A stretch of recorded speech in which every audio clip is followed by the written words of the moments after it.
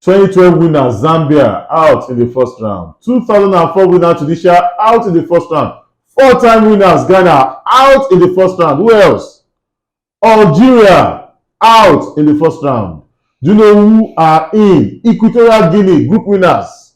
Cape Verde group winners. Mauritania, Namibia. Is this an issue with African football or it is a sign of development? Welcome to Sports Maestros, guys. It's still our roundup of the African Cup of Nations 2023 and we'll join you in a second.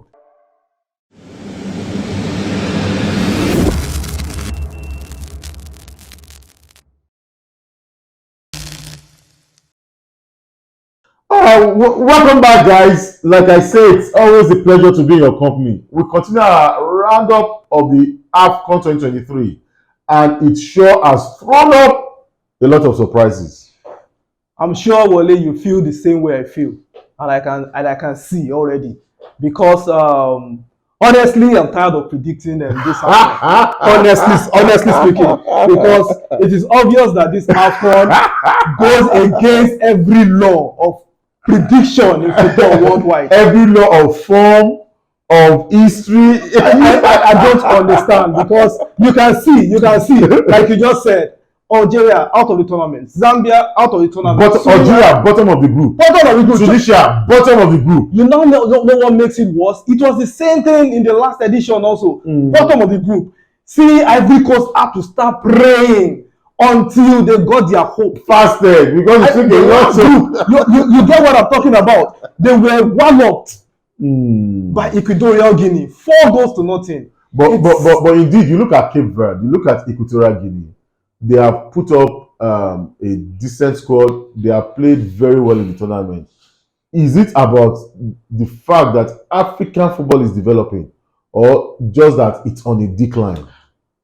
That was what I was about to say. I need to vent. Because honestly speaking, this is just abysmal. Because now you can see what I'm talking about.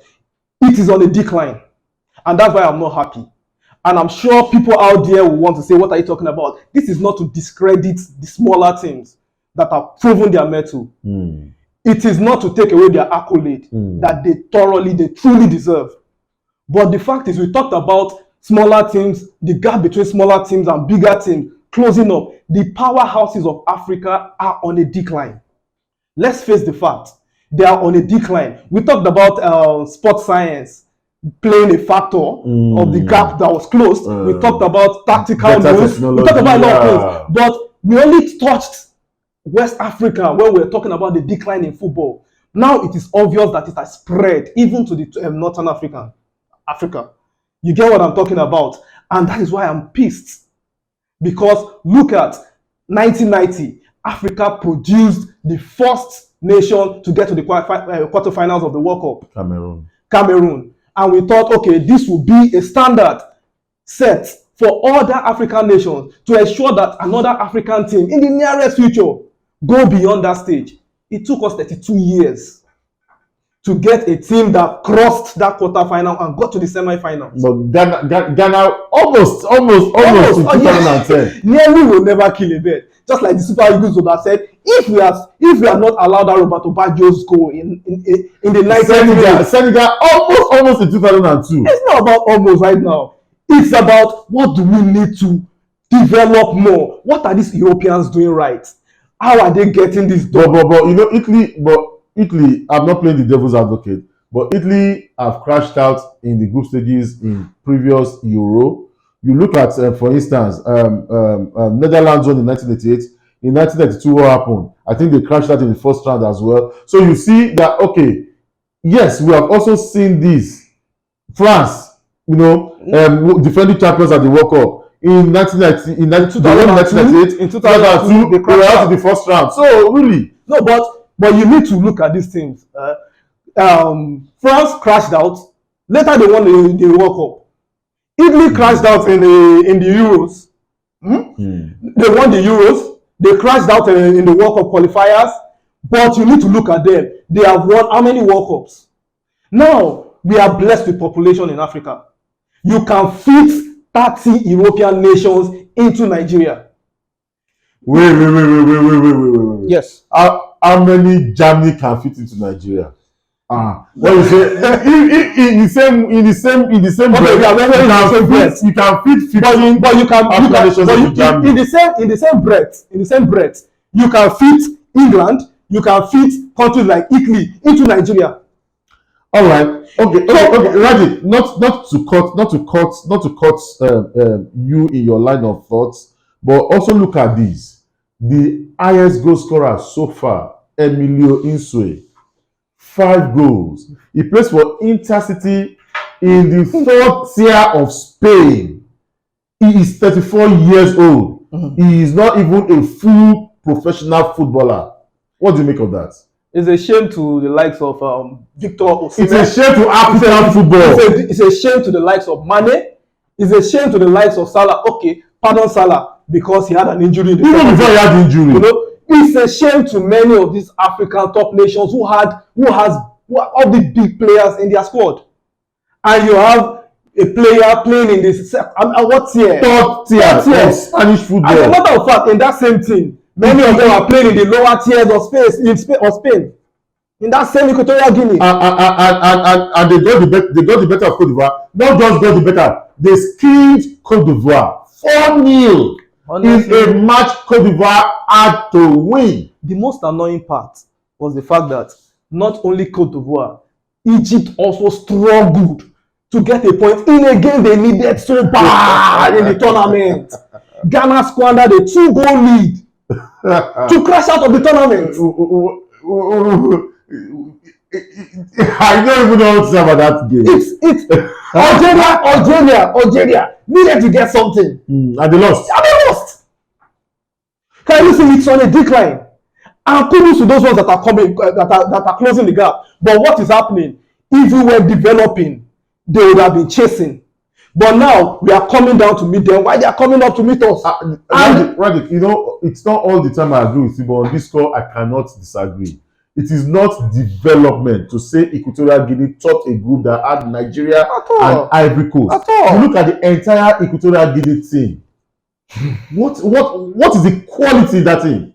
Without prejudice to any of those players, respect to the professionals they put out all the time, but where is the pedigree? Equatorial Guinea. Wow. It's disheartening. I was just furious. I was fuming all through. Like, no, what has become of African football?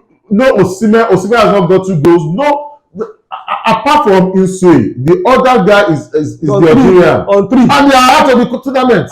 And Mustafa Mohamed is still there. They were almost, you know, Egypt, like we said, Egypt qualified as perhaps the worst second place team in the entire competition. 3 points, 3 draws. They gave away a win in the last minute against Cape Verde. It goes on to show the spirit of those players. All right, moving on. Let's share with you the result of the 3rd matches of the group stages. Like we said in Group A, it was Nigeria an own goal against Guinea-Bissau. 1-0 it ended. Equatorial Guinea, they gave Ivory Coast a hiding. 4-0. Goal upon goal, and it was 4 in a must-win match that Ivory Coast, wow, pathetic. Was that big and Ghana drew? We'll talk more about that match later. Cape Verde and Egypt also a 2-2 draw. That was how Group B ended. It was Gambia 2 against Cameroon 3, and then Guinea lost predictably against Senegal. Senegal appears to be the only team that has lived up to the billing. Yes. Mauritania won against Algeria. Yes, Mauritania, I beg your pardon. And then Angola 2 against Burkina Faso. Burkina Faso didn't score a goal in that match. Namibia and Mali drew, as well as South Africa and Tunisia in Group E. And finally in Group F, Morocco had a goal. I think it was Ziyech, yes, against Zambia. And then Tanzania, and my team of the tournament so far, DR Congo, settled for a goalless draw. I swear, Wale, we need to clap for Mauritania. Okay. They deserve that victory against Algeria. They deserve the victory against Algeria. This possession was 75-25. Now you wonder how 25% was able to muster 17 shots, 7 shots on target against a 75%. So more or less, Mauritania just held the ball and then they were purposeful with their possession. Yes, give it to Algeria also. They had 16 shots on target and 16 goals, 16 shots with 16 on target. I'm sorry, I can't give anything to Algeria. Algeria finished bottom of that group. But the group that had Mauritania, the group that had, So for Mauritania to be able to get 17 shots, you must give it to them. And 7 of them were on target. Okay. What match will be the standout best match? I don't know what yardstick you want to use. What will be your pick? What match will be your pick of the group stages? In the third round. Okay, the third round. Third round, I'll say Egypt versus Cape Verde. Okay. Because that match was pulsating. It was enthralling. Egypt were looking for the goal. They tried so hard. Cape Verde scored. They replied in the second half. Egypt they were overjoyous when they scored the second goal through Mohamed. But guess what? We all knew what happened. I'll pick my match of that round also from that group. The match Ghana played. That was an annoying match. It would have been a comedy were it not for the fact that Ghana needed to qualify with that match. Ghana had 2 goals. Ghana was coasting. What in the world? Chris Uchtin is a Premiership quality manager. What was he thinking? And then why did you bring goals? You had the win in the bag and you were still bringing attacking midfielders. You were still bringing Andre. Attacking midfielders. To score a 3rd goal? And then the goalkeeper? Andre, are you considered the penalty? The goalkeeper considered that goal. The ball was going out of the pitch. Leave it and pick it up. It was already past normal time. We were in stoppage time. I'm more than convinced that the natives of Ofori village were actually pressing people. Honestly speaking. That keeper is a professional. Something metaphysical had to be happening at back home. So Ghana frittered away a 2-goal lead and did not happen until the last 7 or 8 minutes of the match. For me, could that even happen to anything? You are doing them credit. Anything. You are doing them credit by saying the last 7 or 8 minutes. You say after the 90th minute.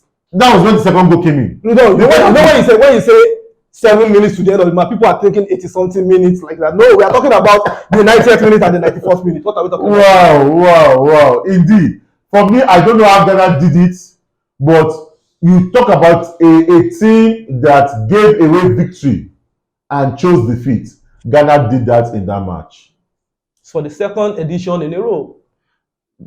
Crashing out of the group stages. Remember the last one, they got a red card. Was it not Andre that got that red card also? I threw them out of the tournament.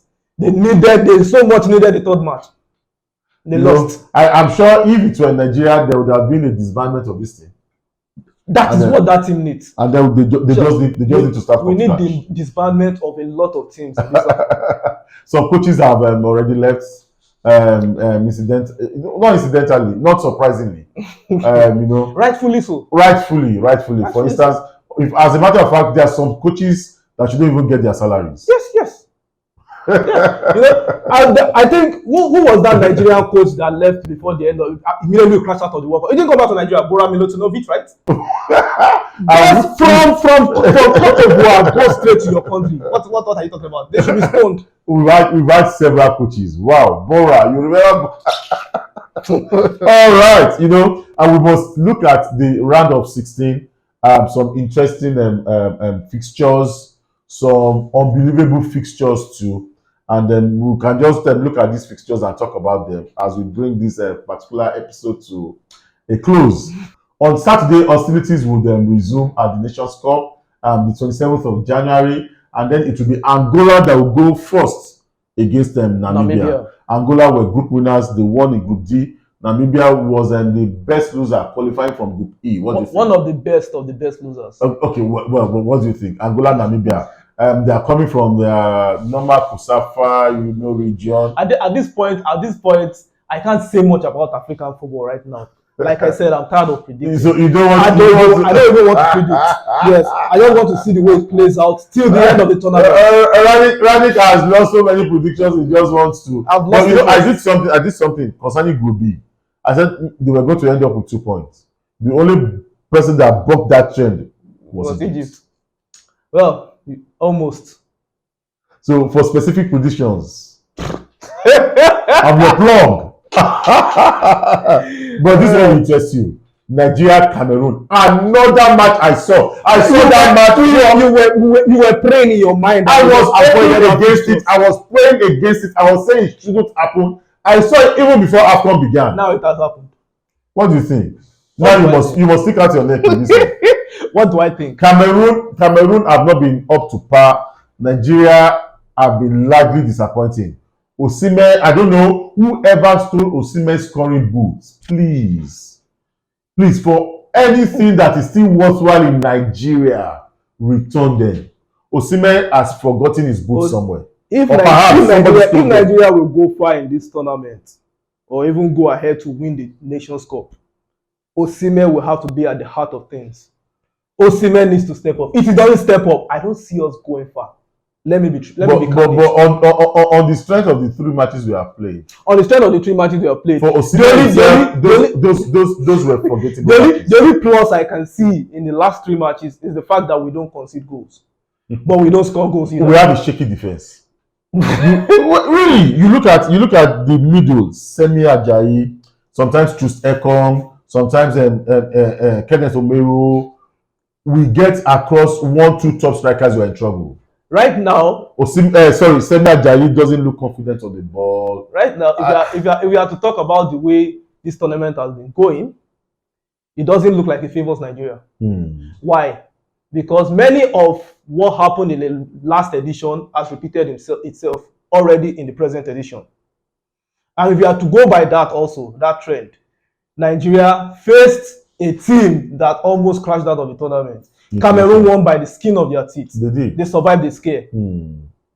It's going to be a very difficult match. Because I'm a patriot, I will just say Nigeria. But that is because I'm patriotic. So out of patriotism, let's watch that match.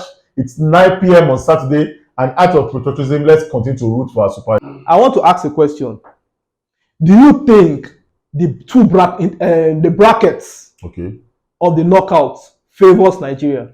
We already shot ourselves in the leg by coming second. You know, one of the things we have already said was that it would have been a blessing if we could win the group. We saw it from second round. It gets, even from the quarterfinals, it gets difficult. But the truth of the matter is that the way the smaller teams have played, they have already, whatever may be your analysis of how teams will finish, they have already disrupted it. So now let's just take whoever comes our way. The reason I asked was because if Nigeria had finished first, they would have been in the bracket of Senegal. And would have also been in the bracket of Ivory Coast and Egypt.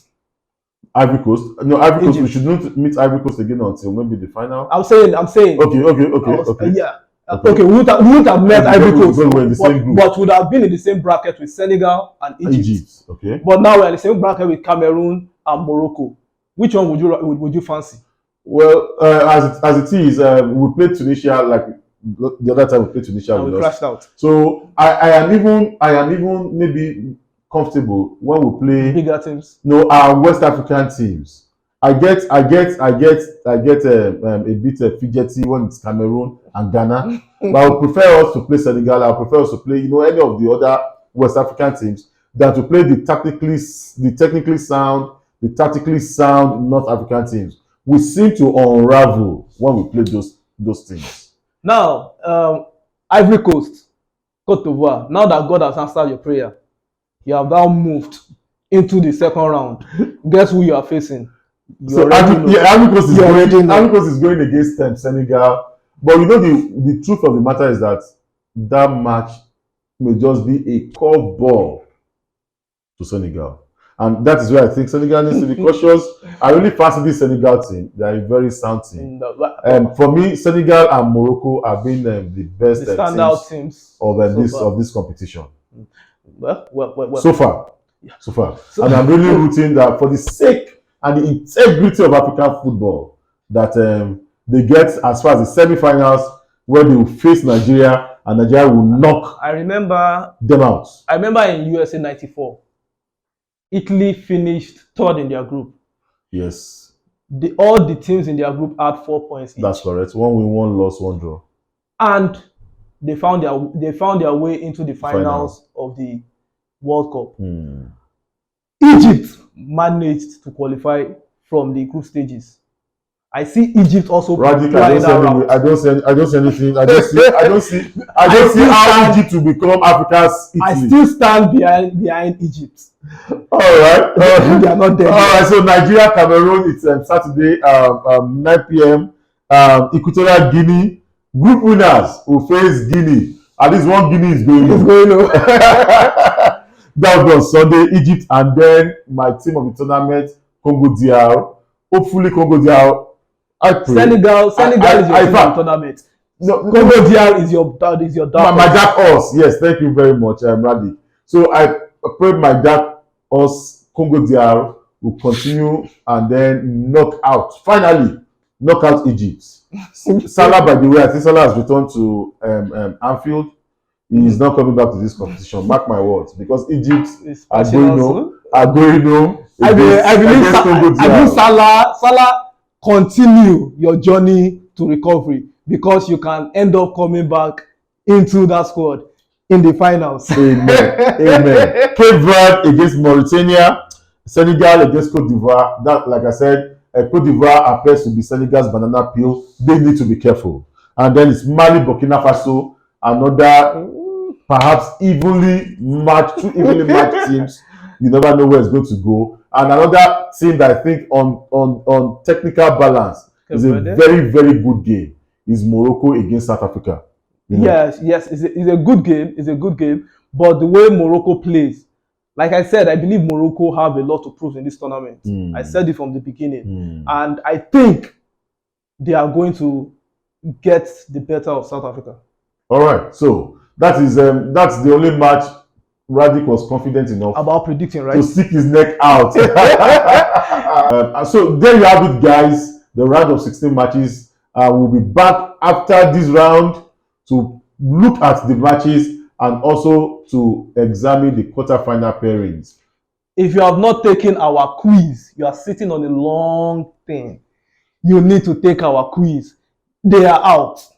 You need to go on the channel, see how many questions you can get correctly. We have 21 questions for you to get. It's not about 50 cents. It's the real 21 questions for the Afcon. If you can get 15, we consider you a genius. And we consider you an ardent watcher of the Afcon. And don't forget to hit the subscribe button, to set the notification bell, to always like our videos and leave your comments in the comment section. Until we see you the next time. Sports Maestros TV signing out.